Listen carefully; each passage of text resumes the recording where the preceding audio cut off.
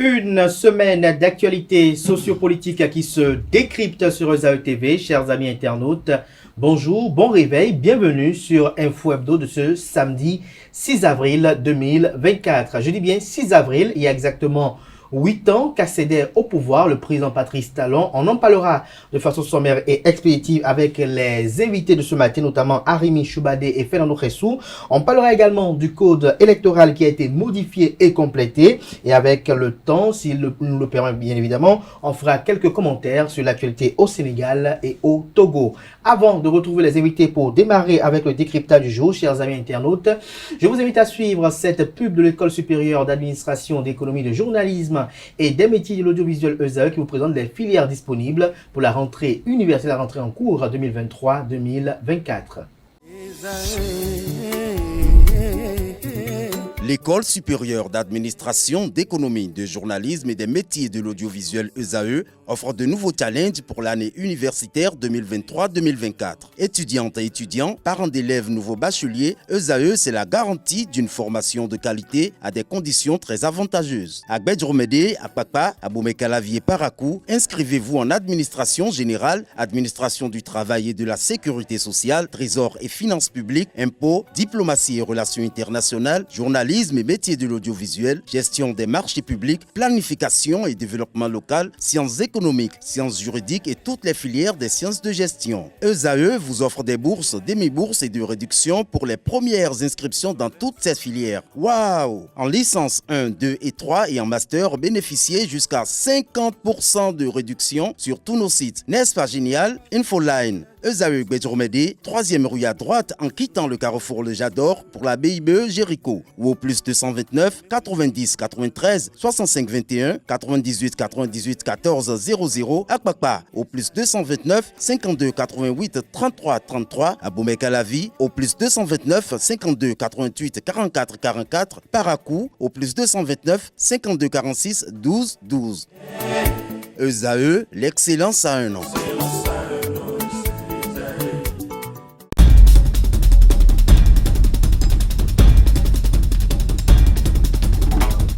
Le décryptage du jour, comme je l'annonçais à l'entendre de cette émission, Arimi Choubadé, bonjour. Oui, bonjour Kader. Merci d'avoir accepté l'invitation. Journaliste, analyste politique. Merci à vous, Fernando Khessou, d'être à nos côtés ce matin. C'est pas facile. Ça Journaliste, fait bien, analyste, reporter sportif. Absolument, devant Dieu, devant les hommes. Merci d'être là. Alors, Fernando Khessou, je vais démarrer par vous. Nous sommes le 6 avril 2024. Il y a exactement 8 ans que prenait le pouvoir Patrice Talon. Aujourd'hui, anniversaire de cette accession au pouvoir de Patrice Talon. Quels sont les ressentis que vous avez? Vous avez parlé de ressenti. À mon humble avis, en tant que citoyen, quand on s'approche d'une telle date, on doit le sentir dans le pays, dans le comportement des uns et des autres. Mais personnellement, je n'ai rien ressenti de tel. Parce que quand on parle de prestation de serment, c'est une occasion où chacun se demande, est-ce que la profession de foi que nous avons eu à faire, est-ce que nous l'avons tenue? Et moi, puisque tout se passe comme s'il n'y avait pas événement, ce qui retient mon attention à moi, ce 6 avril 2024, c'est la célébration de la journée internationale du sport au service du développement et de la paix. Parce qu'en 2014, l'Organisation des Nations Unies, de concert avec le Comité international olympique, et en se basant sur des faits historiques liés à ce qu'on appelait la trêve olympique qui signifie, vous savez, dans l'Antiquité, toutes les tribus étaient en guerre les unes contre les autres. Mais lorsqu'on dit les Jeux olympiques vont commencer, il y a ce qu'on appelle la trêve olympique qui est décrétée. Je quitte mon agone, Oui. pour traverser ton agone, alors que tu es mon ennemi, tu me donnes toutes les garanties de sécurité jusqu'à ce que je quitte ton agone pour me retrouver sur le territoire de Choubadé. Choubadé fait la même chose jusqu'à Olympie. Et après les Jeux, le même scénario se répète jusqu'à ce que chaque participant se retrouve chez lui sain et sauf. Et sauf. Voyez-vous? Choubadé. Et donc, Oui. puisque vous m'avez posé une question, Oui. mon ressenti, c'est d'attirer l'attention de mes concitoyens sur la nécessité pour nous de cultiver la paix. Parce que la paix, comme l'a dit Nelson Mandela, c'est l'autre nom du développement. Alors, Arimi Choubadé, 6 avril 2016 à 6 avril 2024, ça fait 8 ans que Patrice Talon est au pouvoir. Je ne sais pas si c'est encore d'actualité le 6 avril. Le 6 avril fut. Mais ça fait 6 ans qu'il est venu au pouvoir. On parlait d'un mandat révolu qui n'existe plus, qui s'est transformé en 5 ans plus 45. Donc, il y a un nouveau repère. Parce que c'est avec l'application, on vous suit, c'est qu'on va faire un anniversaire aujourd'hui, le 6 avril, et le 21 mai, on va refaire encore un anniversaire de prestation de serment. Vous voyez, ça fait... Donc, c'est pour vous dire que ça, c'est une époque qui est révolue. Hein? Ça ne veut plus rien dire dans la République du Bénin, sauf pour les historiens. Sinon, pour l'actualité, le chef a prêté serment. Le mandat qui est en cours, le serment a été prêté le 21 mai. Bon, voilà, donc c'est la réécriture de l'histoire. Le régime de la rupture ne s'en est jamais caché. Bénin révélé. On a fini avec le Bénin, notre Bénin que nous connaissions. Et nous sommes dans le Bénin révélé. Mais oui, c'est un projet, un programme. Oui, mais qui a commencé par s'attaquer au symbole de la République. On a réécrit l'histoire au Bénin. Alors, lorsqu'on se souvient qu'aujourd'hui... La conférence nationale, c'est plus une référence. Hein? La démocratie, on se dit, bon, écoutez, on veut faire le développement. Alors, on est en train de reprogrammer le pays petit à petit. Donc, c'est pour ça que je vous dis que cette époque est révolue. Les réformes sont opérées. Non, attendez, la réforme, c'est quand on est dans la même République. Ah, mais quand on a changé les paradigmes, on ne parle plus de réforme, on est dans une aventure dont on ne connaît pas l'issue. Donc pour vous, le bilan en 8 ans est sombre. Tout a été dérégulé. Hein?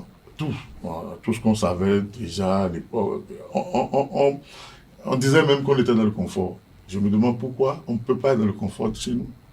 Et donc il faut modifier les habitudes. Et pour modifier les habitudes, vous voyez tout ce qui se passe aujourd'hui. Il n'y a pas ce jour-là où on embraye sur quelque chose qui peut compromettre la paix. Et j'ai été très content que le doyen confrère ait pu parler de paix à l'entame de sa prise de parole. Parce qu'on va revenir un jour à la paix, ça c'est clair. Et on sait aujourd'hui qu'on n'est plus en paix. Hein? Si vous voulez essayer, vous pouvez prendre votre moto et prendre la route pour aller à Calavi. Et au retour, vous allez nous dire tout ce qui s'est passé sur la voie. Donc, on finira par revenir à la paix. On est dans la dérégulation. On ne sait pas jusqu'où ça va aller. Donc, votre 6 avril, ça a été. Aujourd'hui, bon, on n'est plus dans le 6 avril, on est dans le 21 mai. Un instant avant que vous nous posiez une autre question, il vient de dire quelque chose. Prenez votre moto, Cotonou, Calavi, revenez. Vous n'avez plus le sentiment d'être en paix dans ce pays. En principe, lorsqu'un citoyen sort, il voit les policiers, il dit « Ah, ma sécurité est garantie ». Bizarrement, je n'ai plus cette impression aujourd'hui au Bénin. Pourquoi? Si vous avez cette impression, je vous dis bravo. Pourquoi vous êtes inquiet de voir les policiers sur le carrefour? Vous voyez ce qui se passe? Je vous donne un exemple. Moi, on m'arrête. Je suis au volant de ma voiture. Et on m'arrête. Telle pièce je donne, telle pièce je donne, telle pièce je donne, jusqu'à on me dit TVM. Je dis nous sommes début mars. Début mars. Avant que je ne sois en infraction et qu'on se mette à me calculer des pénalité pour non-paiement de TVM, c'est en quel mois? Avril. C'est au mois d'avril. J'ai dit ça aux policiers, ils disent non, on a déjà commencé à payer la TVM, vous n'avez pas payé de TVM, je suis en infraction. Et vous me voyez, moi, Fernando Ressou, en train de faire du bruit avec un policier, alors que j'ai raison. Je vous dis, j'ai raison. Deuxième chose, j'ai perdu mon permis de conduire. J'ai fait la demande de duplicataire. J'ai déposé les dossiers en décembre 2022.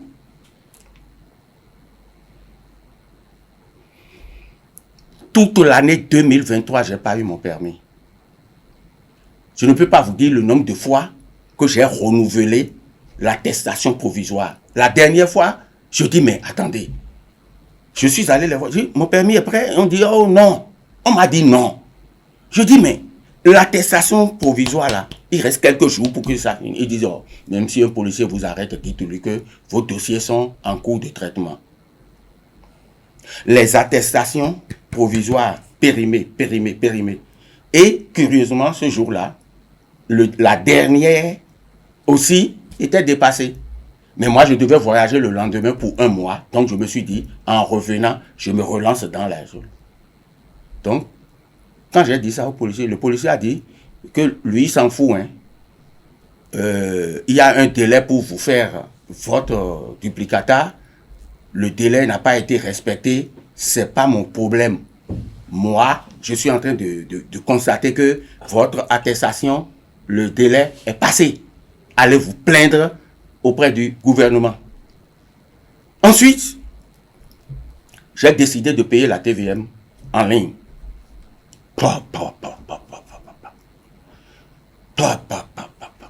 Inaccessible. Et nous avons dit qu'on a déjà tout mis en œuvre pour que tout se fasse en ligne aisément, alors que nous n'y sommes pas encore. Il y a eu des difficultés. Et le jour-là, ils avaient pris plus d'une centaine de personnes, parmi lesquelles il y en avait qui voulaient payer en ligne. C'est impossible. Moi, j'ai eu à un moment donné un réflexe. J'ai appelé mon fils, parce qu'on m'a arrêté à Tori. J'ai appelé mon fils qui est à Cotonou. Et c'est pas peut-être dû au réseau dans la zone où vous étiez? De toutes les façons, dû au réseau ou pas, Oui, le problème est là. Le problème est là. Et ce qui est étonnant, je fais cette digression avant de revenir en arrière. Oui. En dehors de ces mauvaises expériences. Qui est-ce qui fournit la fibre optique au Burkina Faso? Quel est le pays qui fournit la fibre optique au Burkina Faso? Vous avez la réponse, c'est pour ça que vous questionnez. Et vous connaissez la réponse. Nous qui fournissons la fibre optique, nous sommes incapables de déployer une fibre de suffisamment de qualité pour être à l'aise. Et nous sommes en train de tout digitaliser, ce qui est une très bonne chose. Mais est-ce que les solutions vont avec? Donc, vous voyez un peu, quand ça se passe comme ça, parfois tu es pressé, mais tu vas te dire, ils vont encore m'embêter. Ils arrivent le sourire aux lèvres.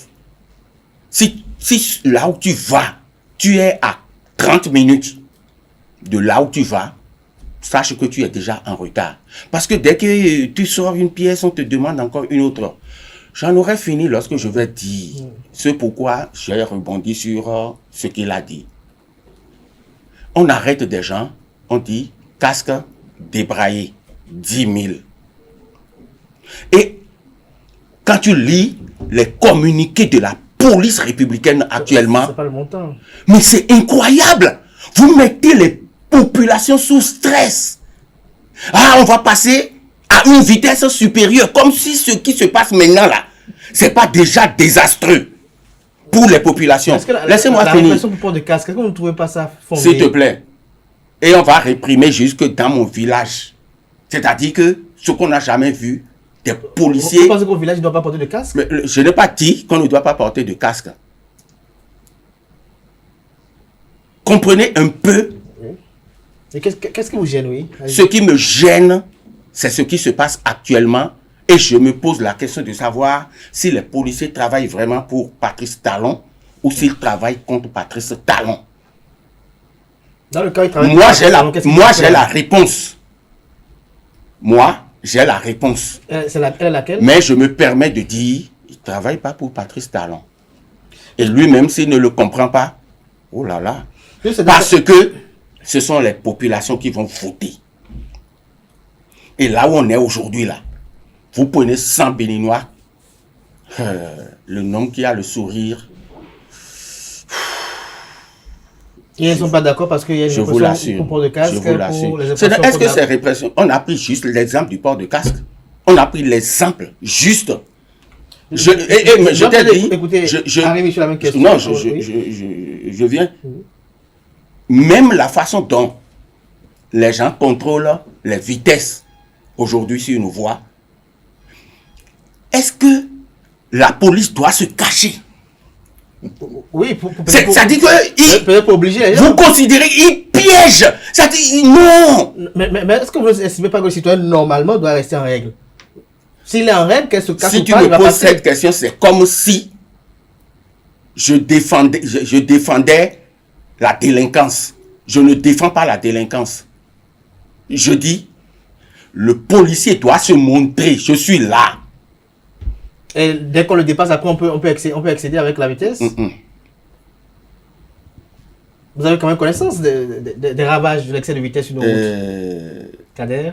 Si tu me parles comme ça, je le répète, c'est comme si, à travers ce que je dis, tu as compris ou tu as l'impression que je fais la défense de la délinquance. Ce qui n'est pas le cas. Or, ce n'est pas ça. Vous me suivez? Oui. Si on se met d'accord sur ça, je reviens pour dire... Je viens du Ghana, j'ai fait près d'un mois au Ghana. Regardez la police ghanéenne travailler. Oh là là, vous avez du plaisir. Qu'est-ce qui les différencie? Ce qui les De nos différencie, éléments. c'est le sourire qu'ils ont. Les nôtres ne sourient Ce pas. qui les... Ah bon? Arrivé, je vais dire, les nôtres ne sourient pas sur les carrefours. Non, moi, Parce que... non. C'est comme si, là. nos frères qui ont choisi d'être policiers, c'est une sorte de corvée.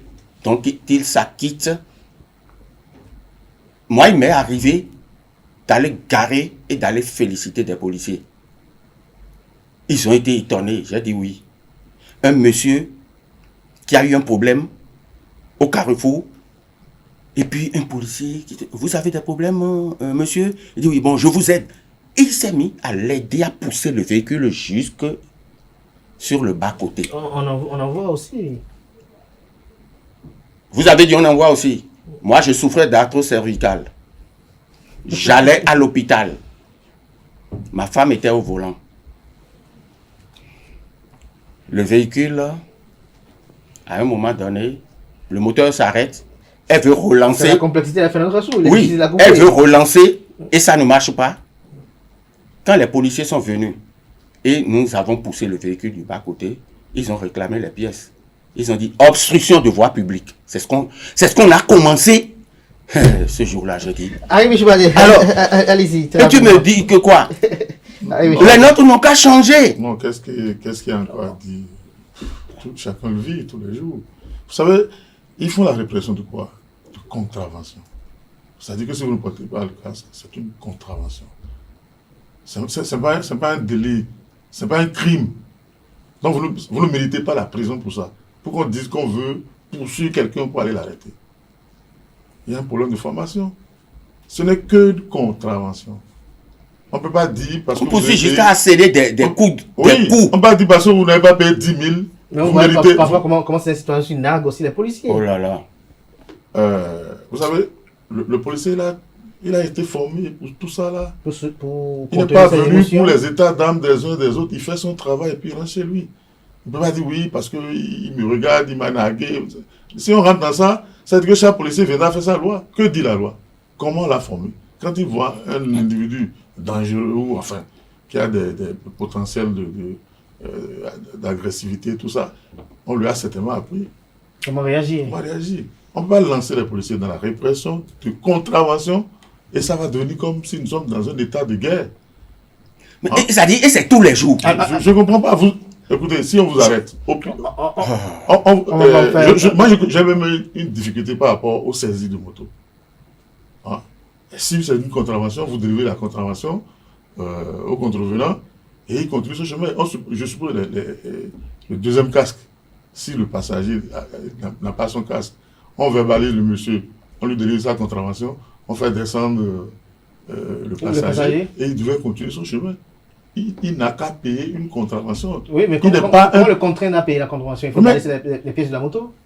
Toutes les procédures sont élaborées par les pouvoirs publics. Comment on le fait ailleurs? Pourquoi les voitures ne les saisissent pas automatiquement et qu'on délivre les contraventions, on laisse, ou bien on saisit les pièces, enfin, on garde les pièces, on délivre la contravention et on laisse. Aujourd'hui, au moins, on fait des contrôles de pièces pour les motos aussi. C'est-à-dire que si vous n'avez pas votre pièce, vous risquez de tomber sur un contrôle. Et vous serez défaillant. La moto. Oui. Donc, il faut trouver. On ne peut pas dire parce que vous n'avez pas. Est-ce que tu nous comprends? On ne fustige pas le fait, mais on demande à ce que les responsables, moi je m'adresse maintenant aux responsables de la police républicaine. Vous voyez, ce n'est pas en tenant des discours va-t-en-guerre contre les populations qu'ils vont nous mettre en sécurité. Et moi, je remercie maintenant les quelques-uns parmi les policiers qui font leur travail de façon admirable. Je vous dis, des policiers ont saisi mes pièces un jour à Bidosessi avec une... C'est-à-dire, ils étaient tellement corrects, mais c'est incroyable. Et ceux-là, j'ai d'eux une impression qui ne s'effacera jamais de ma tête. C'est très important. Mais il y a d'autres aussi, vous avez une impression qui ne s'effacera jamais de ma tête. Alors, faisons une question pour revenir au sujet du jour, très rapidement, avant qu'on puisse passer sur les autres sujets qui nous réunissent ce matin. 8 ans de gestion de Patrice Talon, qu'est-ce que vous retenez de façon sommaire? Bon, de façon sommaire, je vais dire... en allant, vous avez suivi le tableau peint par Rémi tout à l'heure. En allant droit au but, parce que ce qui vous intéresse le plus, c'est la politique. Mais quand on va au niveau de la politique, nous ne pouvons pas dire qu'aujourd'hui, là où on est là, chacun est apaisé. Moi, je ne suis pas politicien, mais j'observe. Vous prenez les animateurs de l'Union progressiste, le renouveau, vous prenez les animateurs du bloc républicain, ils sont de la mouvance, mais ils n'ont pas la paix du cœur. C'est faux. C'est faux. Ne parlons pas des FCBE, des démocrates et consorts. Ils n'ont pas la paix du cœur. Mais qui a la paix du cœur? Vous ne savez même pas à quel saint vous vouez. Vous ne savez pas à quel saint vous vouez. Pourquoi? Tout simplement parce que quand un processus électoral arrive, la façon dont les choses se passent, vous n'avez pas vu. Là, vous abordez le code électoral, là, indirectement. Bon. Avant d'y arriver sur le plan de la gestion de Patrice Talon 8 ans. Donc, vous voyez, malheureusement, puisque quand on aborde le côté politique, il y a des choses qui se font et se défendent. On va revoir ça par rapport au code électoral tout à l'heure. Donc, ce qui fait que moi, ce n'est plus, le politicien n'est plus l'homme heureux, l'homme joyeux, qui pense qu'il a un pouvoir et qu'il exerce. Est-ce que le pays a connu des avancées sous Patrice Talon? En matière d'avancées, celui qui a quitté le Bénin il y a 8 ans et qui revient au Bénin aujourd'hui, il va se perdre à Cotonou. Par exemple, dans certaines villes du Bénin aussi, il va rater des rues, il va rater des voies avant de se dire « Ah non, je me suis trompé ». Il y a un développement des infrastructures. Ça là, il n'y a rien à redire. En dehors de ça, sur quel plan également le pays a bougé de la ligne? Je suis tellement sceptique quand j'aborde ces aspects, parce que j'aurais pu dire que sur le plan du développement rural, agricole, qu'on a fait des choses. Mais qu'est-ce qu'on a fait si aujourd'hui, celui qui cultive le soja, si je ne prends que cet exemple, et qui avait du plaisir à cultiver et à récolter son soja en attendant la période de vente, avec beaucoup de frénésie, si aujourd'hui ce n'est plus le cas. C'est compliqué. Vous savez, il y a des spéculations que les populations béninoises, le Bénin étant agricole à 85% minimum, il y a des spéculations que les gens attendent. Cajou, soja, coton, panier à huile. Des moments où, l'huile de palme, le prix est bon, je vais m'approvisionner. Il y a des réformes pour renforcer la politique dans ces différentes cultures. Mais il y a eu des réformes pour renforcer la culture. Mais après, on a pris des décisions désastreuses. Mais c'est grave. Je vais vous dire ceci. Il y a un ami qui a échoué aux élections. Il est dans un parti de la mouvance. Oui. Et ses amis lui ont dit, toi, on t'aime beaucoup. Mais votre affaire de nous empêcher de vendre notre soja à qui nous voulons là, va dire à tes patrons que c'est ça qui a fait que vous avez échoué chez nous. C'est profond. C'est profond. Alors, très rapidement, Fernando Resso, en dehors de cela également, qu'est-ce qui a été fait sous Patrice Talon? Il y a sur le plan de... bon, je ne vais pas parler sur le plan économique, de répression, mais des dispositions qui ont été prises pour freiner un tant soit peu la prévarication et les détournements.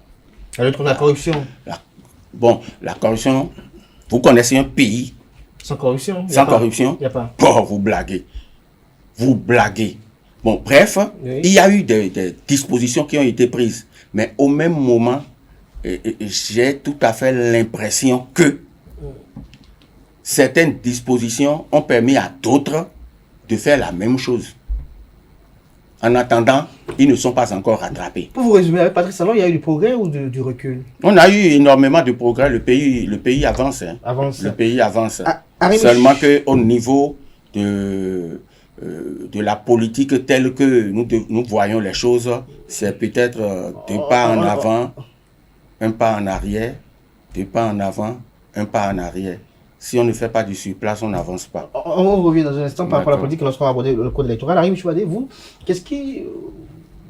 Vous n'avez pas quand même dit que tout est mauvais sous Patrice Talon. Qu'est-ce qui vous séduit quand même dans sa démarche? Non, moi je ne sais pas de quoi vous parlez.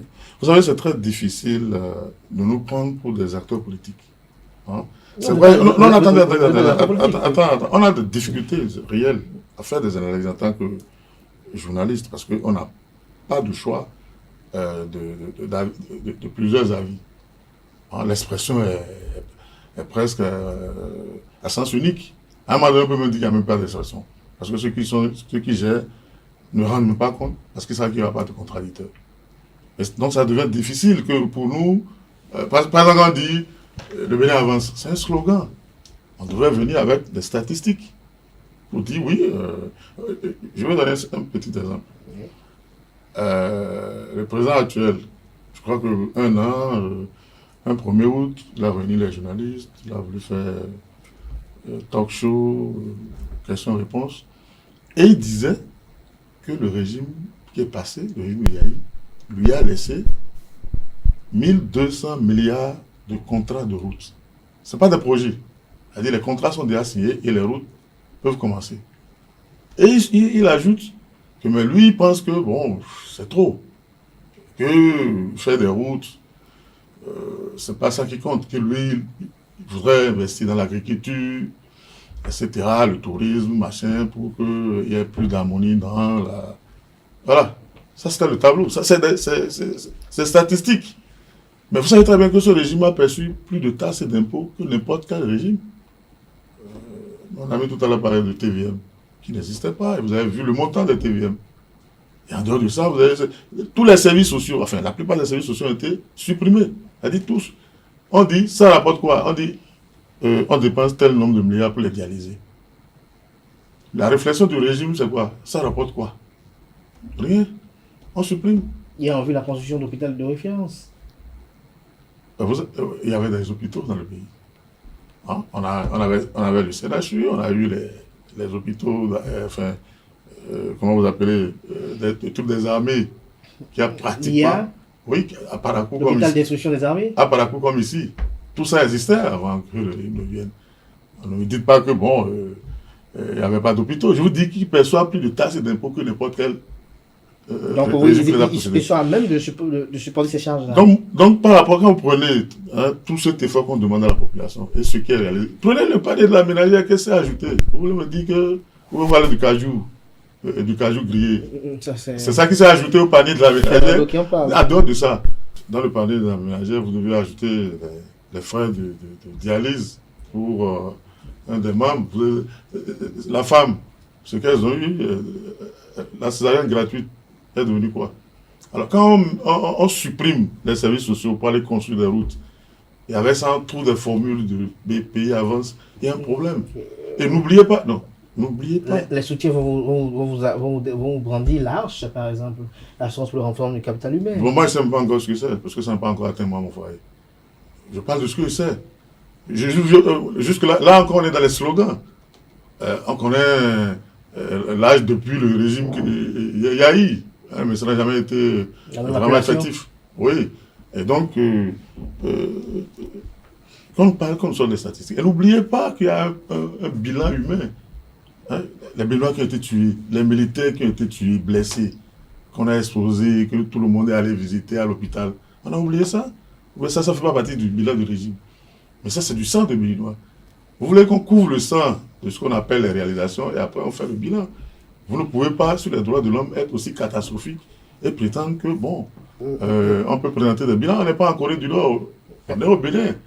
Vous comprenez? Vous me permettez, il a dit quelque chose au sujet des dialysés. Non. Vous allez permettre qu'on évolue? Oui, on va évoluer. Oui, très rapidement, mais si je n'en parle pas, ça me ferait mal. Vous savez, dans ce pays, point oui ou point non, chaque citoyen va prendre du paracétamol. Ce qui veut dire que nous sommes en train de bourrer notre foi et qu'autant que nous sommes là, on est des clients de dialyse qui s'ignorent.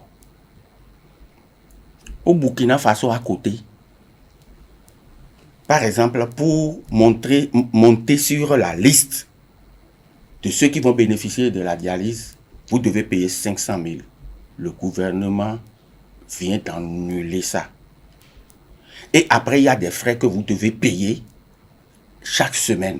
Ils ont annulé ça. Maintenant, pour les autres radios, IRM et tout ça là, il y en a, ils ont abattu ça de 50%, d'autres de 75%. Ça veut dire quoi? Ça veut dire que, concrètement, si nous avons de très belles routes, si la GIZ commence à créer de la valeur ajoutée en utilisant notre coton pour fabriquer du textile et même des habits qu'on va exporter, la transformation de nos matières premières agricoles, même s'il y a tout ça là, et que notre santé, ce que l'État doit faire, je dis ce que l'État doit faire pour garantir notre santé, pour le social. Parce qu'il y a des gens qui ont été mis à la retraite d'office, non, dans ce pays. Et parmi les raisons, j'ai entendu, bon, ils sont malades et ils ne sont plus productifs. Ah, la sécurité sociale, c'est fait pour quoi? Merci à vous. C'est inventé pour quoi? très sous, on vous a compris. Je crois que nous sommes pris par beaucoup Le temps. On va suivre Bon. très rapidement. Merci. Alors, Arimi Choubadé, très rapidement, je recueille comme quelques commentaires sur le code électoral qui a été modifié et complété. Oui, je disais tantôt que on a une difficulté de disponibilité des avis contradictoires. C'est-à-dire, normalement, le débat doit se faire entre acteurs politiques. Et nous, pas derrière, on revient un peu pour éclairer. Comme vous le faites ce matin. Non, mais là, on a oublié de faire directement les avis à la place des acteurs. Je n'ai pas de critique à faire à nos amis les démocrates, mais j'ai l'impression qu'ils sont complètement dépassés par les débats. On n'a pas de répondants, on n'a pas. C'est vrai que peut-être qu'ils n'ont pas beaucoup d'accès aux médias ou que. On les invite chaque semaine.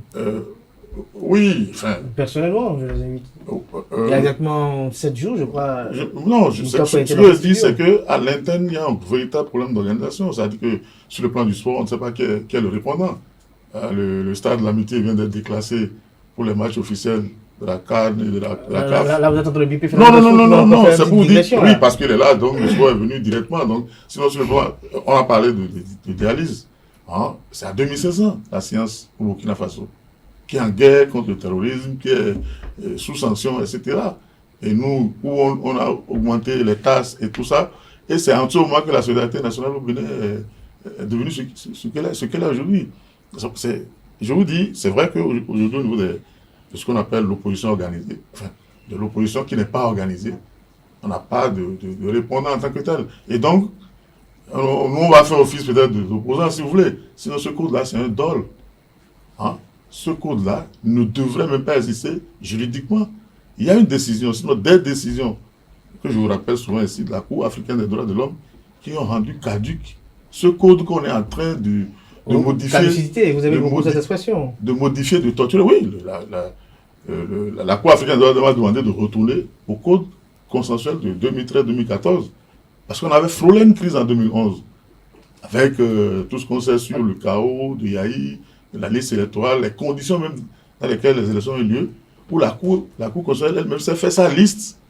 Il n'y a pas eu de liste électorale pour aller aux élections. En 2011. En 2011.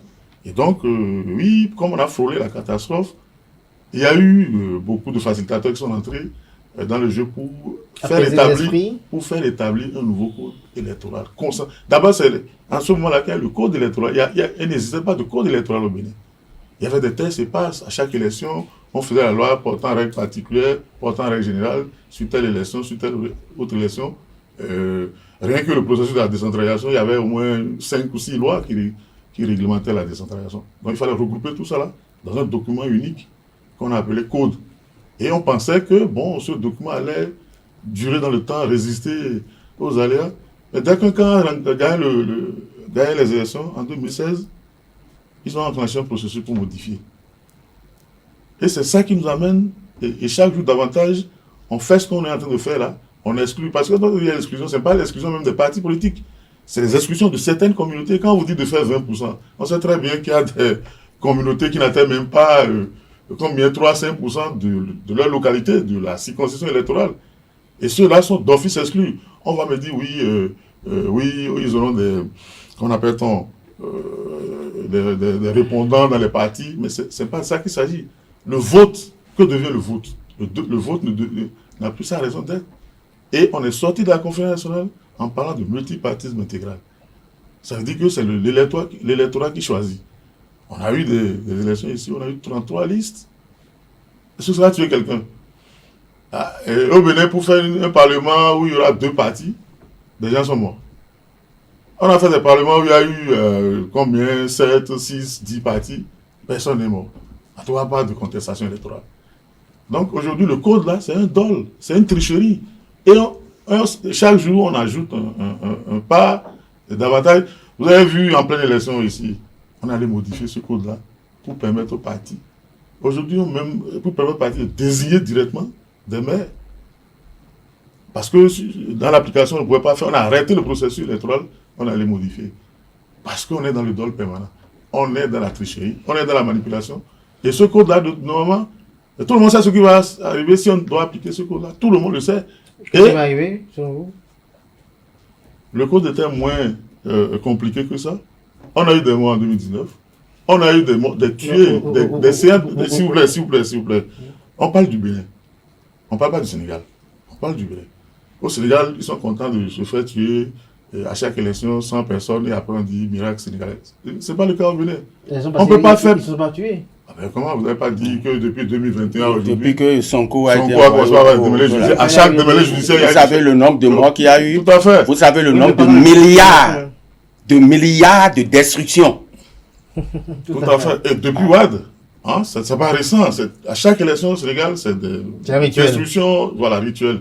Alors on ne peut pas dire que bon, désormais c'est la nôtre. Et on vient, on s'affronte avec des armes de guerre au Bénin pendant les élections. Et ce n'est pas avec des étrangers, c'est entre les Béninois. On a fait 2019, 2021, 2020. Alors si avec ça, vous me dites... et puis c'est à cause de ce code-là qu'on en est arrivé là. Et on continue. Hein, la course en tête, la politique de la terre brûlée, on ne veut rien attendre.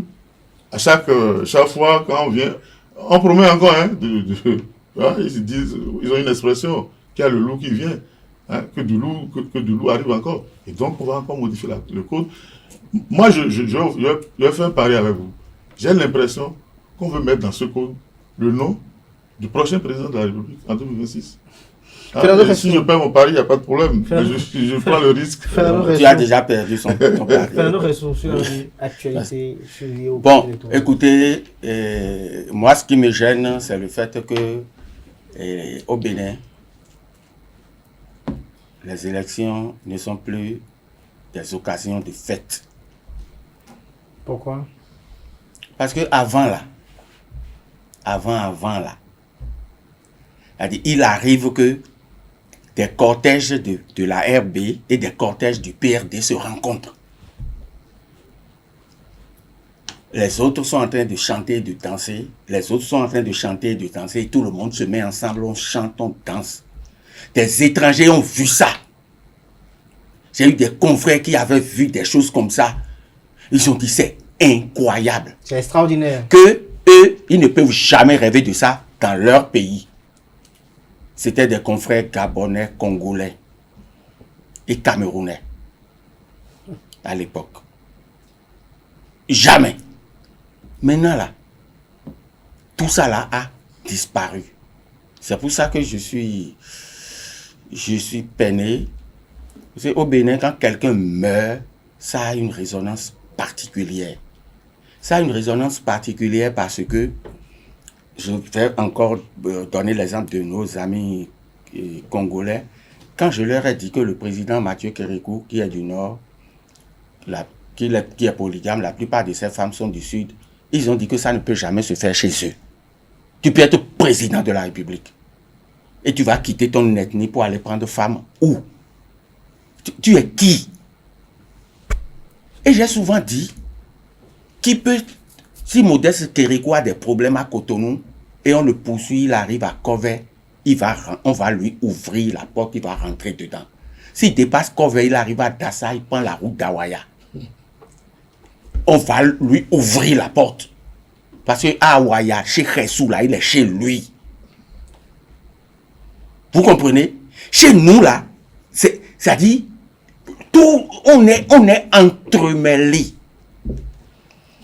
Du nord au sud, de l'est à l'ouest. C'est pour ça que chaque fois qu'il y a quelque chose qui doit nous embrouiller là, on essaie d'attirer l'attention des uns et des autres. Fernando, je ne peux pas vous couper. Est-ce que ça dit que les politiques ont mal fait le diagnostic lorsqu'ils estimaient qu'on avait trop de partis politiques et qu'il fallait aller à une réforme pour réduire le nombre de partis politiques pour que désormais les présidents de la République soient issus des partis politiques? Le diagnostic n'est pas mal fait. Tu vas à l'hôpital. Les gens font les analyses et on se rend compte que ton ventre qui est lourd là, c'est la constipation. Le diagnostic vrai, c'est la constipation. Et quelqu'un va dire qu'il faut te faire l'ablation de l'appendice. Quand on va finir de faire l'ablation de l'appendice, avec toutes les douleurs qui l'accompagnent, est-ce que ta constipation va finir? Le diagnostic est bon, mais le remède appliqué, C'est Donc, à vous ce estimez niveau. que la thérapie n'est pas bonne. La thérapie n'est pas bonne. Dans le- Et normalement, nous sommes tous des gens intelligents. Nous devons nous mettre ensemble pour trouver la solution. Pour que tout le monde ait le sourire. Comment fait pour avoir le Mais sourire j'ai en l'impression 2006? que nous ne nous écoutons pas. Au Bénin, là, nous ne nous écoutons plus, je vais dire. Nous ne nous écoutons depuis quand? plus. Je vais dire, hein, sans risque de me tromper, qu'après les 2 mandats qui ont suivi la conférence nationale, les Béninois ne s'écoutent plus. Tout le problème est là. Et moi, il y a une chose, j'ai beau aimer le président Talon, mais je vais lui dire, cette affaire où, même si dans une commune, les gens votent de façon écrasante pour leur fils, que ce fils-là n'a pas les chances d'être leur dirigeant, alors que c'est leur volonté. Je dis ça là. Désolé, c'est une mauvaise disposition. Ce Aignan des Bois, je l'ai dit ici, C'est mauvais. je continue de le dire, et ça n'amènera jamais la paix quelque part. Allez partout en France. Cette disposition est chrysogène selon vous? On a besoin de faire un dessin. On a besoin de faire un dessin avant de faire ce là. Maintenant, vous savez, avant, quand on dit que quelqu'un est maire, quelqu'un est député, mais on le consulte. On lui rend visite. On lui fait les honneurs. On lui rend les honneurs. Aujourd'hui, c'est plus le cas. Mais il vaut quoi? Il vaut quoi? Il ne peut même pas parrainer. Il n'a même pas la décision de parrainer Choubadé. Il vaut quoi? Donc, les sonneries de la maison des maires, des députés, là, les sonneries sont tranquilles. Les sonneries aujourd'hui sont tranquilles. Vous avez fait une investigation? Hein? Oh, vous blaguez. Harry Michoubadé, alors aujourd'hui avec ce code électoral qui, je ne cesserai de le répéter, a de nouvelles dispositions en vue quand même de renforcer le système partisan, comme l'argumentent ceux qui défendent ce code électoral là qui a été voté, on l'a reçu beaucoup dans ce studio même. Est-ce que en rendant les partis politiques forts, on ne fait pas l'erreur de rendre également les dirigeants de partis politiques hyper forts? Mais on ne rend pas de parti fort. Oui, justement, ils auraient pu même commencer par démocratiser les partis avant de leur donner le pouvoir. Aujourd'hui, on ne sait pas ce qui se passe dans les partis. On a fabriqué des dictateurs dans les partis qui viennent en imposer à la nation. Vous voyez aujourd'hui l'argent qu'on donne aux partis politiques. Il n'y a aucune transparence. C'est notre impôt. On est en droit de connaître, de savoir ce qui s'y passe. On doit même connaître le budget du parti avant l'exercice. Le budget. Hein? Avant l'exercice, il doit y avoir un processus interne d'élaboration du budget. Classique. Hein? Comme finances publiques. Hein? On ne va pas rentrer dans les cours de finances publiques. On parle de notre argent. Oui. On n'a pas démocratisé les partis. Dans les partis, on a fabriqué des dictateurs. Et ce sont ces dictateurs qui en imposent à la nation. C'est un drame. Moi, je ne veux même pas ouvrir ce code-là. Parce que ce code-là, c'est un péché. Excusez-moi le mot. Hein? C'est parce que nous sommes en il aura régenté l'élection présidentielle de 2006. On n'a pas à limiter les partis politiques. On a opté. Si on veut, par l'une des formes, si on veut remettre en cause notre pacte national, on refait une conférence nationale si on veut. Rien ne nous empêche. Mais écoutez, on est sorti. Attendez. Oui. Le processus en cours est né à partir de la conférence nationale. La conférence nationale est claire. Multipartisme intégral. Donc, il n'appartient pas à des gens qui n'étaient même pas à la conférence nationale. Ils ne sont ni charismatiques, ils ne sont ni historiques, hein, ni... enfin, on les sort, on les nomme députés, ils viennent nous fabriquer ce que nous, on doit faire. Il y a un gros problème de légitimité d'abord de ceux qui ont décrété que désormais au Bénin, ce sont les partis, ou bien, je sais pas, les partis selon eux. Ils ont été élus. Ah non. On veut les partis politiques. Ah non, vous voulez qu'on revienne dans les élections? Ah non, ils ont été nommés en 2019. Comment ça commence à passer? On veut les partis politiques aujourd'hui national. Non. Au Bénin, on veut éliminer les gens avant que l'électorat ne se prononce. Au Bénin, il y a des gens. Attendez. Non, contre l'électorat. C'est des gens qui se sont Est-ce que donnés. vous voyez des potentiels candidats Je vous dis qu'il y a des gens qui nourrissent l'ambition de faire inscrire dans le code les nouveaux, les prochains députés, les noms des prochains députés. Non. Si ils ont la possibilité, s'ils ont la possibilité d'aller là, ils iront là. Puisqu'on chaque fois on délimite les profils, on délimite les profils. Ils ont quelle légitimité pour le faire? C'est l'électorat qui choisit. Je vous ai dit, on a eu 33 listes. Pourtant, on a sorti des députés. Et on ne peut pas me dire. Et puis, il y a plus grave. Excusez-moi, notre classe politique, ça n'existe pas. Est-ce que la faute n'est pas la classe politique elle-même? Non, il n'y a pas de classe politique. On devient politicien comment au Bénin? La politique, c'est une science. Je suis désolé. Ça s'enseigne à l'université. Les sciences po, ça s'enseigne à l'université. Ou à défaut, dans les écoles du parti. Je veux connaître l'école du BE, l'école du parti du BE. Et quel est le cursus qui a adopté, comment on forme. Ceux qui ont besoin de formation aujourd'hui, ce sont d'abord les responsables des partis, avant même les militants. Ils sont formés à quoi? À rien. Ils sont formés à garder leur poste. Et puis, en immersion en Chine, avec le PCC. Bon, ok. Si vous estimez qu'une balade d'une semaine en Chine suffit pour... Écoutez, vous savez ce qu'on appelle... Attendez, vous savez ce qu'on appelle la politique? La politique, ce n'est pas aller gagner des postes ou des élections. C'est gérer la cité, c'est trouver des solutions aux problèmes. Au Bénin, est-ce que vous avez l'impression qu'on a trouvé une solution à un seul problème depuis 8 ans? Une solution à un seul problème. Alors si, donc moi je veux pas, c'est ça, je veux pas le faire, comment appelle-t-on, le grief de n'avoir pas bien fait. Mais en fait, ils ne savent pas. Mais aujourd'hui, on leur donne les moyens de l'État. On leur donne nos impôts pour se former. Et ils préfèrent prendre ça pour aller embrasser les pieds aux têtes couronnées, faire des balades. Et ça s'arrête là. On ne les voit pas se former pour pouvoir mieux nous gérer. C'est un gros problème aujourd'hui. Et c'est à ceux-là qui ne sont pas formés qu'on donne la possibilité de décider de nous sortir. Il y a un gros problème. Donc je vous dis, le code, attendez, non, je vais, pour me résumer, ce code-là, on ne doit même plus l'ouvrir.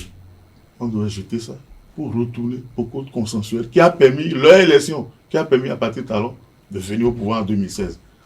C'est ce que la Cour africaine des droits de l'homme. Si un pays, nous sommes dans un pays où les décisions de justice ont un sens, on ne devait plus continuer à utiliser ce code-là.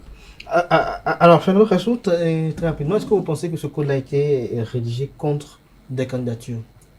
Est-ce que vous en voyez? De toutes les façons, tel que le code a été reprofilé, c'est pour baliser le terrain, non? Et si c'est pour baliser le terrain, il y a nécessairement exclusion. Ça exclut des gens. Et là-dessus, nous sommes tous d'accord. Ceux qui l'ont porté, ceux qui ne l'ont pas porté, sont tous d'accord, ont tous compris que c'est de ça qu'il s'agit. Maintenant, pour moi, la conséquence de tout ça là, qu'est-ce que ça va être? Et je vous le dis, les Occidentaux là, ils nous observent. Hein. Et ils salivent déjà. Hein. Salivent comment? Vous ne savez pas? Ils ont des armes à vendre. On n'en arrivera pas là par la grâce. Mais pour qu'on n'en arrive pas là, qu'est-ce qu'il faut faire? Il faut se parler. Et aujourd'hui, non seulement nous ne nous parlons plus, mais quand on s'assoit pour se parler, on ne s'écoute plus. Oui, tout à l'heure, vous il y a une hypocrisie au sein de la classe politique. Le gros problème, c'est se former. Ils n'ont pas la science de la politique. Ils ne connaissent pas la politique. Pour aller s'asseoir et parler, il faut connaître. Il faut savoir. Vous savez, dans tout domaine, il y a ce qu'on appelle la déontologie et l'éthique. Rien que ça. Donc, on n'a qu'à aller les former, ne serait que sur la déontologie et l'éthique, le respect de l'adversaire. Parce que vous avez vu, ils ont osé sortir une expression au sein de l'hémicycle. La dictature de la majorité. Mais ça, c'est un crime. C'est un génocide. Hein? Écoutez, on ne peut pas rimer le mot démocratie à dictature. C'est-à-dire que dans la définition de la démocratie, on doit voir nulle part où on met dictature. C'est vrai que les communistes parlent de la dictature du prolétariat. Ça, c'est encore un peu de poésie, puisqu'on veut dire que les pauvres vont s'arranger pour dominer les riches. Enfin, ça, c'est idéologique. On peut les comprendre. Mais quand on en vient ici, où on dit multipartisme intégral, économie libérale, etc., qu'on nous dise qu'on est dans la dictature de la majorité. Vous croyez qu'on a besoin de la majorité pour faire une guerre? Il suffit qu'une minorité ne soit pas satisfaite, et puis c'est fini, ça s'enflamme pour tout le monde. Merci Donc, à vous. la démocratie, c'est d'abord la protection Chouali. des droits des minorités. C'est classique, c'est basique. Vous dites- Mais ils n'ont pas la science. Hein? Ils n'ont pas essayé eux-mêmes de se former pour pouvoir gérer le pays. Vous dites qu'il faut qu'on se parle, il semble qu'on ne se parle pas, mais est-ce que cela traduit un peu la manifestation d'une hypocrisie souriante au sein de la mouvance présidentielle?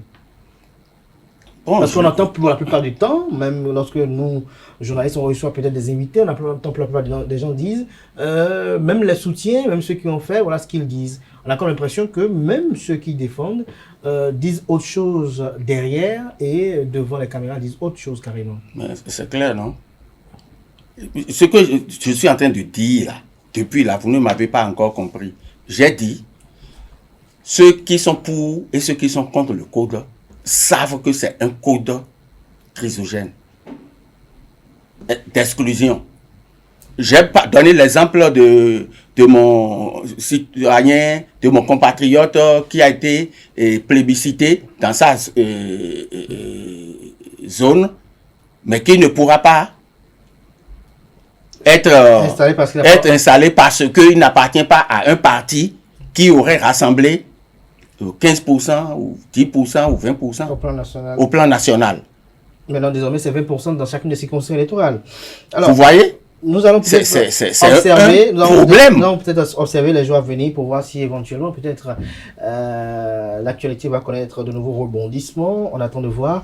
Mais très rapidement, nous sommes pris par le temps. Encore quelques minutes pour boucler, mais n'empêcherait, on l'a annoncé à l'entame de cette émission, le Sénégal et le Togo. Rémi Choubalé, très rapidement. Quelles sont les leçons qu'on peut tirer de l'élection de Bassirou Diomaye Faye à la tête du Sénégal? C'est trop tôt. Hein. Je vous dis d'abord, le modèle sénégalais, c'est un modèle... Il est atypique. Non, pas atypique, c'est une escroquerie intellectuelle. Hein, en régime, vous avez vu, ils étaient dans la fiction démocratique au lendemain de 1960. C'est vrai, il n'y a pas eu de coup d'État. Hein, et on pensait que, bon, c'est une stabilité. Mais pour avoir la première alternance au Sénégal, c'est en 2000. Pendant que nous, on était déjà en train de faire 10 ans d'expérience démocratique, la démocratie a démarré au Sénégal en 2000, avec des morts. Plusieurs morts. Hein, même sous le régime socialiste où on pensait que tout allait bien, à chaque élection, c'était des tensions, c'était des morts. Je me souviens, on a même assassiné un président du Conseil constitutionnel juste au lendemain d'un vote, avant même la proclamation des résultats, et ça a continué la violence. Alors, si c'est ce modèle de violence permanente, moi, je crois qu'il ne faut pas retenir cette leçon. Il faut trouver une formule où tout le monde... On doit en arriver à un moment où chaque pays doit définir ce qu'il appelle démocratie. On doit mettre dans le panier de la démocratie un certain nombre de normes que chaque pays doit se conformer à ça. Parce que quand vous voyez la pratique de la démocratie en France, ce n'est pas la même chose que chez les Allemands. Ce n'est pas la même chose chez les Anglais. Mais il y a un fond commun, c'est le respect des droits de l'homme, tout ce qui est classique, la justice, l'indépendance, la séparation des pouvoirs, etc. Il faut qu'on commence nous-mêmes pas définir nos normes de démocratie, pas les tropicaliser pour dire qu'on est des Africains, mais comprendre que l'homme, on ne peut pas tuer des gens, avoir du sang sur les mains et dire qu'on a fait du développement. Hein? Et que, bon, la démocratie, on peut mettre en parenthèse pour faire du développement. Ça sont des concepts qui nous mettent tous en danger. Même celui qui le proclame, il n'est pas en sécurité. Pour peu qu'il quitte le pouvoir et un autre vient, lui applique. Est-ce que la démocratie et le développement n'ont pas une antinomie? Non, la démocratie, c'est le respect des droits de l'homme. C'est l'indépendance de la justice, la séparation des pouvoirs. Ça n'a rien à voir avec le développement. Hein, et vous êtes pauvre et digne. Et vivre dans l'harmonie et tout le reste. Hein, on n'a pas besoin d'avoir des buildings. Parce qu'on veut avoir 3 statuts, on va s'entretuer. Ça n'a pas de sens. Alors Fernando Rassou, on ne va pas laisser parler du Togo.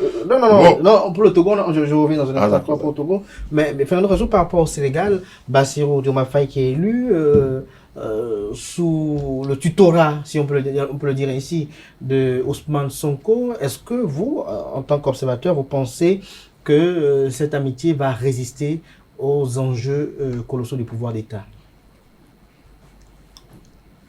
Ça ne peut pas résister. Mais qu'est-ce que vous me dites là?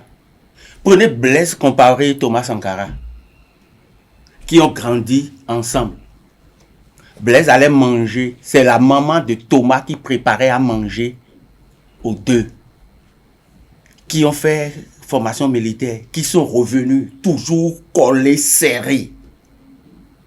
J'ai dit collés, serrés.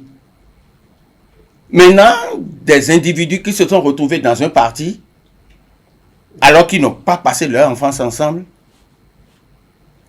et vous me dites, vous n'avez même pas un brin de scepticisme. Ça m'étonne. Ça m'étonne. Maintenant, ce qui est sûr, c'est que, après les effets d'annonce que nous voyons, que nous remarquons, que nous constatons, on appelle son co-président et dit non, ne m'appelez pas son président, ici en présence du président Faye, et puis tout le monde applaudit, on dit oui, réseaux sociaux. C'est beau pour la démocratie, pour la vitalité de la démocratie, son expression. S'il vous plaît, ils vont se retrouver dans quelques petites semaines devant les réalités du pouvoir.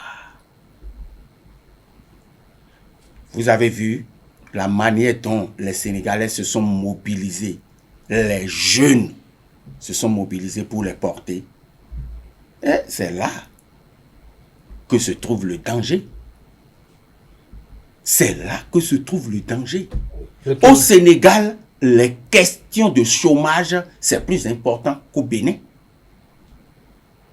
Les questions de délinquance juvénile, c'est plus important qu'au Bénin. Les questions de fissures dans les liens sociaux, le bris de la solidarité sociale, c'est plus fort qu'au Bénin. C'est pour ça que quand un petit truc se passe, ils sont tous là. Les Béninois ont cette mobilisation et c'est de la même manière que quand ils vont se retrouver devant les réalités du pouvoir, ils seront obligés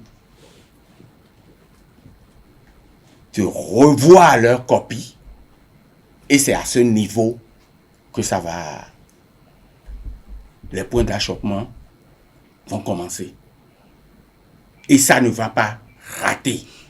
Mais très rapidement, avant de passer au Togo, dites-moi, Rémi Choubadé, en tant qu'analyste politique, comment appréciez-vous cette ascension au pouvoir d'acteurs politiques qui, juste parce qu'il se met en porte-à-faux contre le régime en place, on regarde très peu son projet de société et on le porte au pinacle?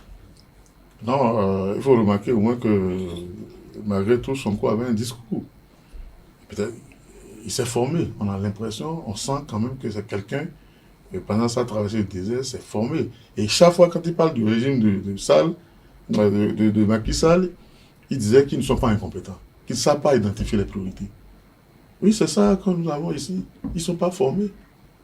Hein, ils pensent que c'est venir s'asseoir sur un poste qui fait qu'on est politicien. Parce qu'on est allé sortir quelqu'un de l'ombre, on l'amène à la lumière. Donc il est un homme politique se forme. Et on a l'impression quand même que ces jeunes-là ont pris le temps de se former. Vous lisez ce qu'ils ont pondu comme projet de société. Vous sentez quand même que ce sont des gens qui ont pris le temps de se former, de prendre, de chercher à connaître les réalités de leur pays et de le transformer en solution. Donc, on espère que... Oui, on espère qu'ils pourront mettre en œuvre. Parce que une union ne fait pas le printemps. Hein, c'est comme si vous amenez Messi à l'Autopopo et vous demandez à l'Autopopo d'aller nous décrocher la Coupe d'Afrique des clubs. C'est pas possible. Il faudrait une masse critique. Parce qu'aujourd'hui, qu'est-ce qu'on dit? Vous savez, on a eu la chance au lendemain de la conférence nationale que des gens ont pu plus ou moins mieux gérer. Parce qu'ils ont fait leur temps dans les partis politiques. Ils étaient là depuis la colonisation. Hein. Certains sont allés étudier en France. Ils ont fait des partis là-bas. Et quand ils sont rentrés, ils ont eu une gestion relativement correcte. Mais c'est en griffe. Mais on n'a pas assuré la relève. On n'a pas fait la formation. On n'a pas mis l'accent sur la formation. Parce qu'on m'a dit une chose. Si on ne forme pas les dirigeants qui sont là aujourd'hui, on va tout droit vers le chaos. On va tout droit vers le chaos. Finalement, wait and see pour le Sénégal. Wait and see. Et quand il parle des Sonko qui se sont bien formés et tout ça là, et toute la marmaille qui les entoure, les centaines de milliers ou même les dizaines de millions de Sénégalais. Et le drame est que ils sont anti-système. C'est ça. Or, dans le monde, il n'y a pas un bloc qui pense de la même manière qu'eux, qui pourrait leur venir en aide. Le Sénégal s'est formaté de manière à ce que c'est la France en grande partie. Maintenant, ils vont se décrocher, ils vont faire ce décrochage-là comment? Ils veulent le faire. On va voir comment ils vont... Je dis, mon vieux, c'est pas facile. Tout ce que moi je dis, quand j'échange avec mes amis, je dis, c'est des discours pour prendre le pouvoir. Et quand ils vont venir au pouvoir, ils vont faire avec le train-train habituel. Jusqu'à déposer le tablier. Tout simplement. Alors, pour finir, Arimi Choubade, très rapidement, sur le Togo, comment analysez-vous les derniers événements là-bas? Le pouvoir a toujours été transmis de père en fils. Mais là, il faut un peu coincer. C'est quoi, vous voulez dire qu'il n'a pas de fils qui non, il relève, c'est ça? Il va être difficile. D'abord, il se sent encore jeune. Ce n'est pas à son âge que son père lui avait transféré le pouvoir. Donc, oui, il est coincé. C'est-à-dire, comment va se faire là? Il y a une élection présidentielle qui se pointe à l'horizon, 2025. Alors, il fait comment? Il organise les élections dans quelles conditions? Comme il avait l'habitude de faire? Ou bien, c'est compliqué. Est-ce qu'il pourrait être candidat? Tout le problème est là. Il est là depuis 2005. En 20 et quelques... 20 ans. 2025, ça fera 20 ans. Et puis bon, qu'est-ce qu'il faut faire? Donc, on essaie de trouver la mayonnaise qui va prendre, de transformer ça en régime parlementaire. Le chef de l'État prend il n'est plus chef de l'État, il garde l'essentiel du pouvoir. Bon, c'est compliqué pour lui-même. Je crois qu'il a entrepris des consultations. Bon, on espère qu'il y aura de la sincérité dans ce processus pour trouver une formule pour une porte de sortie pour lui-même. Parce qu'en réalité, c'est ça, la porte de sortie. Le problème, ce n'est pas de rester au pouvoir. Il faut toujours penser à après le pouvoir. Toujours y penser. Tous ceux qui n'ont pas pensé à après le pouvoir, c'est qu'il faut mourir. Si vous ne mourrez pas au pouvoir, c'est que, bon, vous êtes présent, préparez vous-même des lendemains très difficiles. Il doit être en train dans toute... on verra bien comment ça va se passer, cette consultation-là. Parce que les opposants ne veulent rien entendre. Il y en a qui ont été arrêtés? Oui, il a tout fait pour éliminer, pour neutraliser tous ceux qui pouvaient faire le dialogue avec lui. Et c'est seulement les plus radicaux qui sont restés. Hein? Les plus radicaux, vous voyez, Fabre qui a refusé de quitter le pays, qui est là, toujours dans le même discours. Et bon, quand vous êtes... qui a décidé, quand vous êtes... Aguayo, mais aussi qui a décidé aussi. Et Achadam qui est dans la nature. Donc, quand c'est comme ça, vous avez les plus radicaux, ou bien vous discutez avec eux, et les autres disent qu'ils ne sont pas d'accord, et ça relance. Bon, on espère que dans cette consultation, ils vont nous sortir quelque chose, une porte de sortie, faut chercher une porte de sortie. Il cherche une porte de sortie. Quand on voit même ce qui a été fait, c'était déjà une porte de sortie, c'est-à-dire qu'il ne sera plus président, mais il va garder l'essentiel des pouvoirs, par le système d'un régime parlementaire. Bon, enfin. Est-ce que vous en trouvez ça toujours comme une porte de sortie, Jean-Luc Ressou? Mais bien entendu, dans la mesure où il est arrivé au pouvoir très jeune, dans un contexte où on parle de limitation des mandats. Et à chaque fois, il y a des acrobaties qu'ils font pour se maintenir. Mais ça va durer jusqu'à quand? Tout le problème est là. Donc, d'où la porte de sortie? D'où la recherche d'une porte de sortie. D'où la recherche d'une porte de sortie. Parce que, vous savez, quand vous voyez ce qui se passe aujourd'hui du côté du Gabon, où les Gabonais ont tous le sourire. Quand je dis tous le sourire, il n'y a pas de règle sans exception. Mais tout ce qui est lié à la famille Bongo, là, c'est le grand malheur. C'est le grand malheur. Parce que ils n'ont pas se trouver une porte de sortie honorable. Et là, en voulant trouver ce régime parlementaire-là, c'est de sortir le rap pour Faure Gnassingbé. Mais absolument. Parce qu'il ne sera plus le président tout-puissant. Et tout ce qui va se passer là, c'est le Premier ministre qui va rendre compte devant l'Assemblée, non? C'est ça, non? C'est le Premier ministre qui va rendre compte devant l'Assemblée. Mais il garde quand même c'est pouvoir. Il va garder le pouvoir. De nomination. Mais quand ça va se passer comme ça, petit à petit, il va se mettre dans la peau de quelqu'un qui n'a plus tout le pouvoir. Donc, ça va lui passer. Exactement, pour finalement se retirer tranquillement. Alors, très rapidement, Henri Michoumadel, pour boucler, cette problématique de ce que vous avez dit, de porte de sortie de Faure Gnassingbé, ça quand même ramène sur le tapis quand même une inquiétude qui est quand même dans la plupart de nos pays de la sous-région, où on se demande pourquoi, on a vu le cas au Sénégal, en Côte d'Ivoire, il y a des suspicions, malgré les assurances au Bénin également, qui subsistent au sein des esprits, pourquoi la plupart des dirigeants, après l'effectivité de leur mandat constitutionnel, veulent toujours rester au pouvoir. Est-ce dû par le climat qui n'est pas rassurant, le climat politique qui n'est pas rassurant? Est-ce dû à la peur d'éviter une chasse aux sorcières? Si vous êtes sorcier, vous devez assumer. On va vous faire la chasse.